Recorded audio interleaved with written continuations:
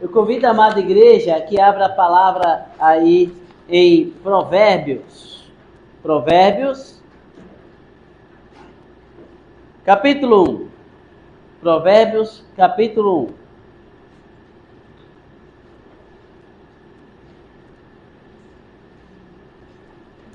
1. Ok? Provérbios 1.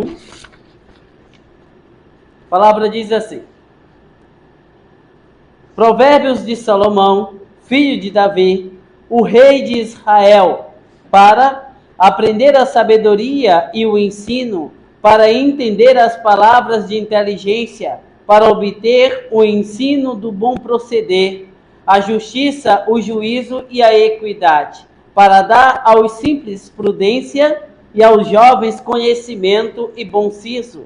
Ouça o sábio e cresça em prudência, e o instruído adquira habilidade para entender provérbios e parábolas, as palavras e enigmas dos sábios. O temor do Senhor é o princípio do saber, mas os loucos desprezam a sabedoria e o ensino. Convido você ainda para que vá comigo, por favor, lá para primeiro livro dos Reis, capítulo 4. Primeiro livro dos Reis, capítulo 4. Leremos a partir do verso 29. Primeiros Reis 4, verso 29.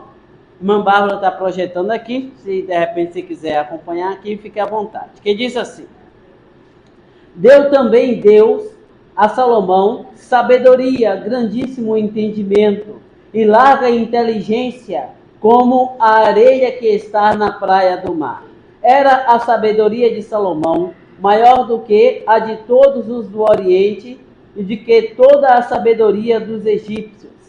Era mais sábio do que todos os homens, mais sábio do que Etã, Israelita, e do que Emã, Calcol e Darda, filhos de Maol.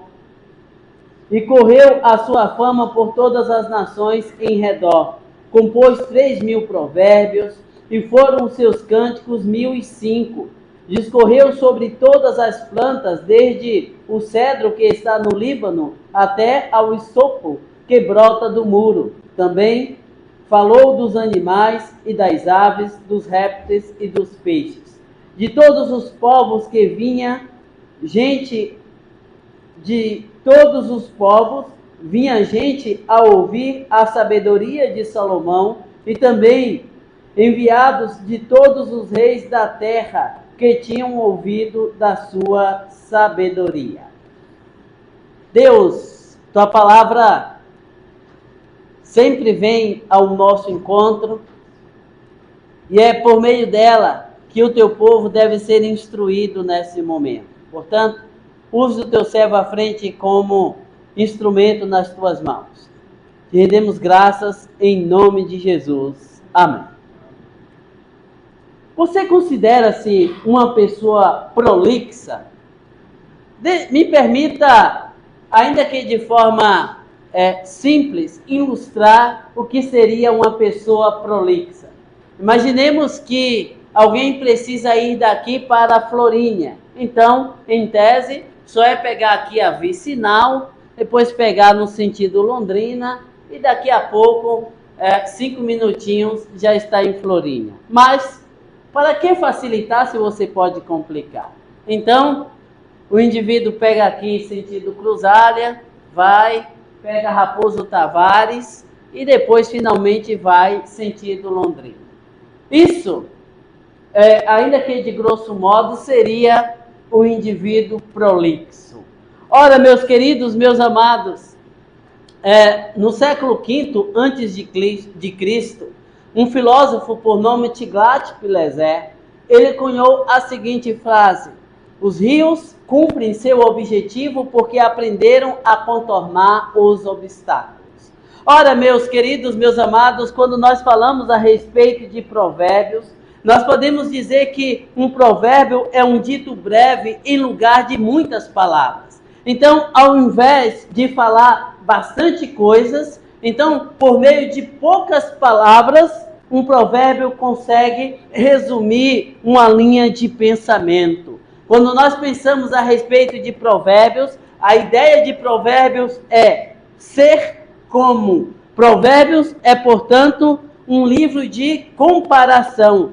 Provérbios revela uma perspectiva piedosa e é dirigida aos simples, conforme o próprio Salomão assim define. E a ideia de simplicidade aqui é porta aberta no sentido de estar aberto a receber ensinamentos. E aí, nós podemos dizer que, apesar de prático, Provérbios não é um livro superficial, mas pelo contrário, ele se detém em elementos éticos e morais que destacam um relacionamento correto com Deus, porque esta, afinal de contas, é a sua finalidade. Provérbios contém, portanto, princípios e aplicações das Escrituras que remete para a ideia de homens e mulheres, pessoas piedosas,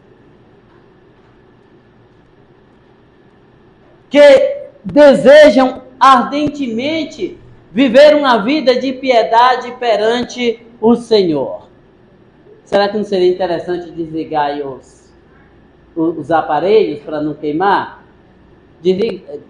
Bárbara, desliga as nossas aparelhagens, por favor. A mesa, as coisas.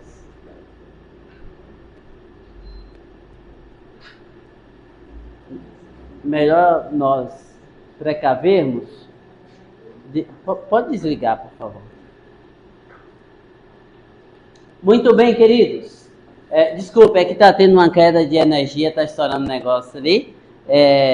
E aí nós tivemos que dar uma interrompida aqui. Muito bem, amados. Voltando aqui para a nossa linha de raciocínio, o livro de Provérbios conclama o homem a viver de modo que agrade a Deus. Se você quiser entender Provérbios, seria mais ou menos assim no primeiro capítulo.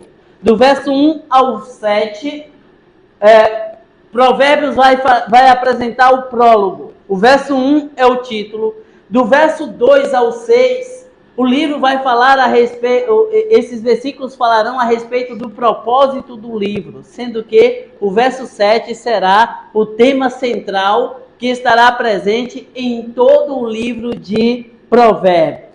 De maneira que Provérbios ensina a beleza e a arte de conviver em harmonia com as outras pessoas, sem abrir mão dos seus princípios. Sim, se somos chamados a serem seres sociais, porque o ser humano é um ser social, Provérbios dirá que isso é possível sem que você abra mão dos seus princípios. E isso é muito interessante. Os provérbios são verdades gerais, fundamentadas na larga experiência e na observação. São diretrizes e preceitos, e isso é bastante interessante. Quanto ao propósito, produzir a habilidade de levar uma vida piedosa por meio da sabedoria e da instrução. Desenvolver o discernimento. E aí, é interessante que o autor, ele chamará sempre o povo, os seus leitores, ao discernimento. E aí, conforme já disse, a linha central é o temor do Senhor é o princípio de toda a sabedoria. Sim, queridos. E aí, quando nós desdobramos esta ideia de temor ao Senhor, nós precisamos dizer que, num primeiro momento, este temor está diretamente ligado à ideia de sabedoria.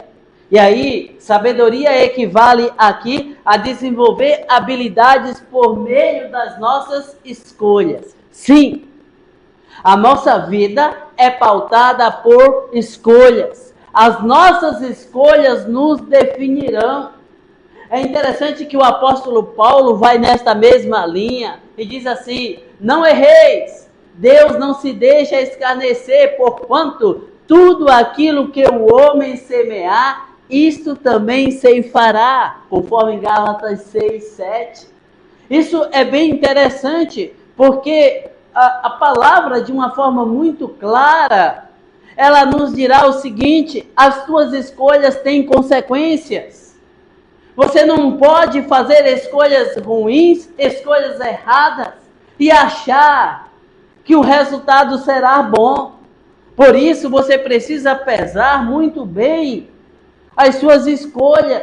Por isso você precisa pensar muito bem, porque as suas escolhas têm consequências, sejam elas boas ou ruins. E aí é interessante que o autor aqui do livro, ele tratará de uma forma muito estreita a ideia de temor e sabedoria.